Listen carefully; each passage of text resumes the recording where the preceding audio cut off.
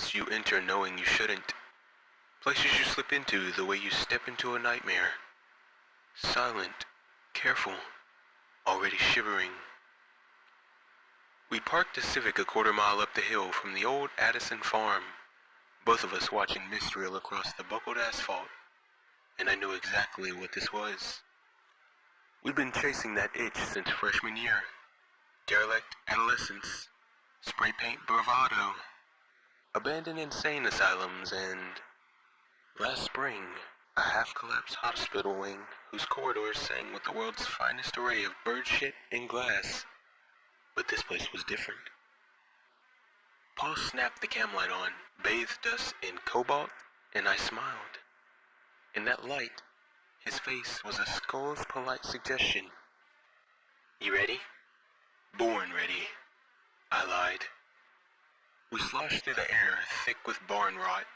The house squatted in its own mulch, a gray, tumorous sprawl with the upper windows blacked by warped plywood and the word "abandoned" hastily graffitied on the fascia, as if the structure needed reminding.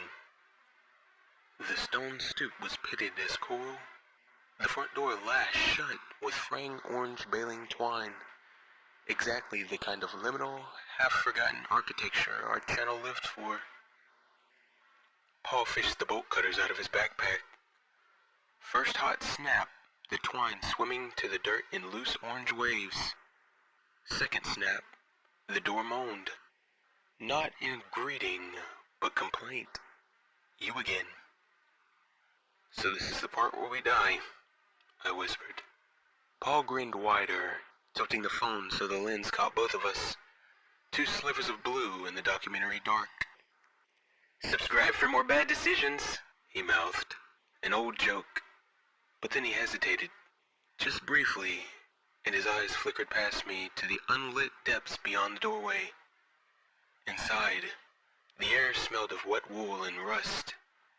Every surface shimmered with damp, as if the Addison Farm was exhaling. Our footsteps made sucking noises on the floor. I could hear water, or maybe something else moving beneath the boards. The foyer was an exploded time capsule, wheelchair toppled on its side, fireplace littered with charred Polaroids, and a doll's head mashed into the floorboards, encircled by what looked in the lamplight like dried blood. Paul started narrating for the camera, the habitual patter. "They say this place got condemned in '77 after... What was it again? Dozens of feral cats invaded during a blizzard and attacked the caretaker." "Bet the cats have a thriving YouTube presence now," I said. We moved deeper into the house. The walls were close, packed tight with old trophies, ribbons curling into themselves, every picture frame face down.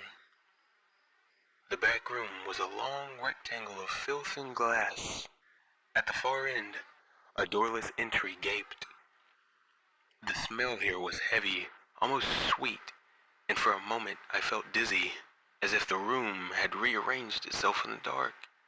Paul was working toward the open entry, camera out front, when something slid across the floor behind us. Not the building settling, not a rat, not an animal. This was deliberate. The scrape of something dense and hard. I spun around.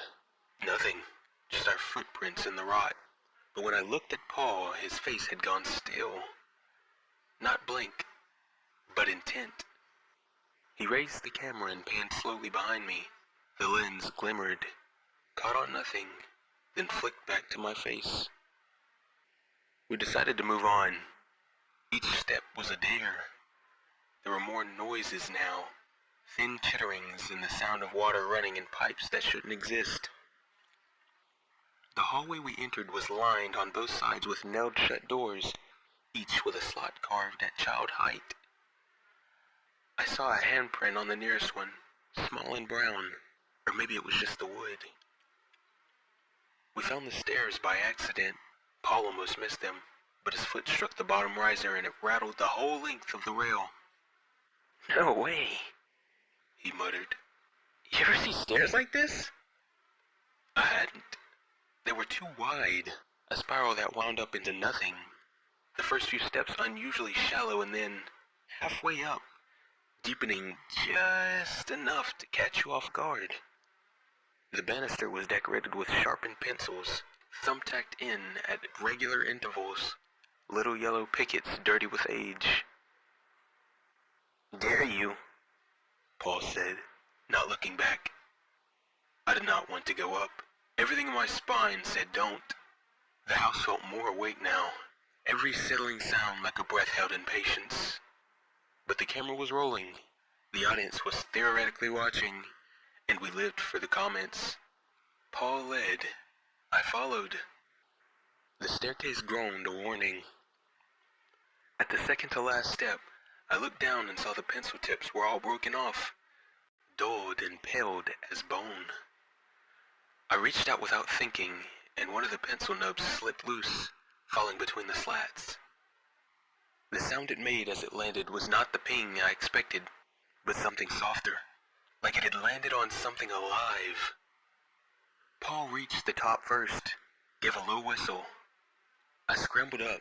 There was a wide, unfinished attic, single window boarded shut, but enough cracks in the wood to let in a bleeding lattice of late afternoon. The floor here was covered in children's books, rotten and chewed. There were crayon drawings thumbtacked to every rafter and window frame, more of those little handprints, but now in bright colors, marker, paint, whatever a kid could find. I stepped into the room and felt the floor dip, but didn't say anything. Paul zoomed in on a cluster of crayon pictures, stick figures, always the same. A tall man with no face, long arms, and little children trailing behind him like balloon strings. The last drawing, at the far end of the attic, was different. It was painted in thick, wet black, and it showed the same man thing, but something crawling out of its chest, red and ribbon-like. To the right of that, a crayon inscription, almost childish. "Take something out, put something back." Paul read it, then said, "Yo, that's legitimately foul," and got a tight, rubbery grin on his face. He was about to narrate, but then there was a thump below us, like something dropping a load of wet laundry in the stairwell. The air gusted and I tasted something metallic rising off the insulation, a hot mouthful of pennies. Paul edged nearer to the attic window, camera craning toward the commotion. "Mice?" he offered. We both knew better. A voice, no, more a sibilant, wet mutter rose from the bottom of the stairs. I grabbed Paul's jacket and yanked. It made a sound as if the staircase exhaled, and then a child's foot, blue with rot, landed with a small squash on the top step. "Shut up," I said, but neither of us had spoken. Paul kept filming. The child shuffled up, each step a ragged oath, eyes vibrating in the flicker of the camera light. When she reached the attic, she stood just inside the doorway. Her hair was a nest of twine. Her pajamas had eroded to the damp ribbons. The lower half of her face was smeared with dark, sunken blood. She didn't blink. Paul's voice came out trembling, but steady. Can you tell us who you are?" Small head, slow tilt. The child lifted a hand and pointed at me. We froze. I remembered the last drawing and wished I hadn't. The girl opened her mouth. "Put something back," she said, like she was reciting a lesson she barely remembered, and at the same time began to walk toward us. It wasn't a stagger, but a compressing, consensual closing of space, as if distance only ever existed to be removed. I could feel my bladder preparing to embarrass me. Paul backed to the window, camera still on. I tried to step away, but the attic floor dipped again, much more pronounced now, like a slow slope dragging me toward her outstretched hand. That's when I noticed her fingers. They weren't blue at the ends, but red and slick, as though she'd just drawn the attic pictures today. "Hey," Paul called, like a lifeline. He yanked a bundle of wires from his jacket. EMF reader. A joke birthday gift, and waved it at her, desperate for a buffer. She didn't even glance. One step, two. I could see her eyes now. Not cloudy, but sharp and lucid. So much so that I knew she was every thought inside my skull. "Take something out? She whispered. She stared at my chest. Put something back." And then she smiled, impossibly wide, and I could see, behind her, that thick, ribbon-like thing from the painting, snaking behind her ankle. It wasn't paint at all. "What is that?" I said. She took my hand. It was the kind of cold that burns after a second, after you think your skin is safe. My head filled with a sound like bees cramming through foam. Roots, invasive, tender, but unstoppable. I looked at Paul for help, but he was filming, white-faced, his body already pressed to the window as if he could osmose through it. The little girl pulled, and for a moment I thought she wanted to lead me somewhere. The attic was tilting. No, it was collapsing. I realized, capsizing under our weight. Paul's knees buckled and he howled, the camera spinning. The child dragged me with supernatural calm toward the crayon mural. "Help," I said, but my jaw didn't coordinate with the request. The mural flexed as we neared. I saw now the man with the black hole in his chest, the eruption of color, meat, and garlands and flowers, a child's misunderstanding of anatomy and grief.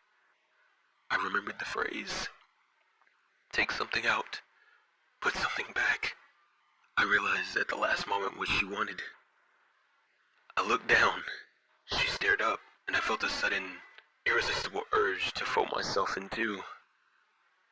I heard something in my ribs pop, and the pain hit only after the impulse finished its work. She was in my arms now, her head tucked beneath my chin, and she squeezed, a hug like a catheter. Then in one heaving moment, I knew she wasn't trying to hurt me at all. She was just so impossibly sad, and I was the only thing left to fill the hole she carried. Paula's camera caught everything. The blue child, my face as she burrowed in, deeper than skin, whispering her catechism. The moment her outline blurred and faded into mine, the moment I stopped being a person and started being a vessel for someone else's lack. We don't remember leaving. The next footage on Paul's camera is the two of us in the car, windows fogged, my jacket sticky with brine and oil. Paul was driving in silence. I was humming, which neither of us realized until 2 towns later, when he asked me to stop. I did. But sometimes, if I sit very still and focus on my hands, I can feel her tugging me forward again, up a staircase slick with memory, toward a pinwheeled mess of color and teeth. Take something out, put something back. It's just how the cycle goes. We're already planning the next video.